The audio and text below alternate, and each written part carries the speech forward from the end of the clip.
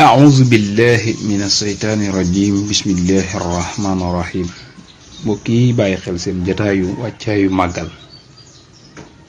nuyuwaat naa leen ziyaaraat leen bu baax wàcceewaat leen seen wàccuwaay ñaanal leen jàmm sàkku ci yéen ñaan sa borom boole nu ko tey jii mooy doon sunu ñetteelu jotaay ci Aziru tàmbali woon nañ ko bu yàgg tey jii xawoon nañ ci gi jotaay tey mooy doon sunu ñetteelu jotaay màggalu Tuuba atum junneeg ñeenti téeméer ak ñeent fukk ak ñeent dëppoo ak atum ñaari junneeg ñaar fukk ak yaar ci miladiya jërëjëf Sëriñ Tuuba gaawu fukki fan ci weeru ut atum junneeg juróom benn téeméer ak juróom ñeent fukk ak juróom àllarba fukki fani ut dëppoo ak atum ñaari junneeg ñaar fukk ak yaar gaawu 10 août 1895 buñ ko mënoon wax ran ci la Seexul Xadim këram ya keroog la gent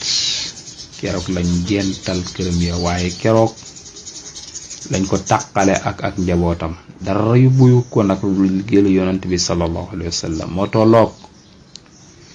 qusuuri xalat wa ahlu anni tafaraqat li maddi illasi anhu madiyu xashiru sëriñ bi ne samay kër gent na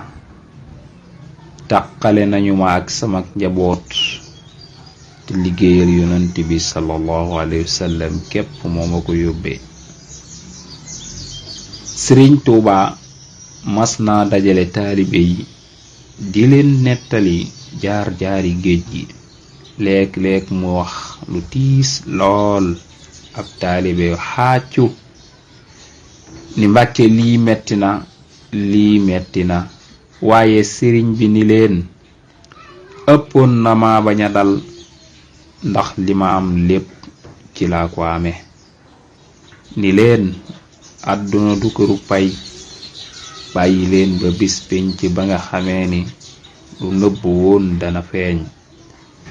moo tolloog yow ma tubula sarair keroog ngeen di xam ni sama tukki bi sooyul mooy naax saayul kon jërëjëf Sëriñ Tuuba ku ñu teg ko suñu baaraam ba dajawaat fi wa in uridu ila al islam mastata'tu ma tawfiqi illa billah wassalaamu alaykum wa rahmatullah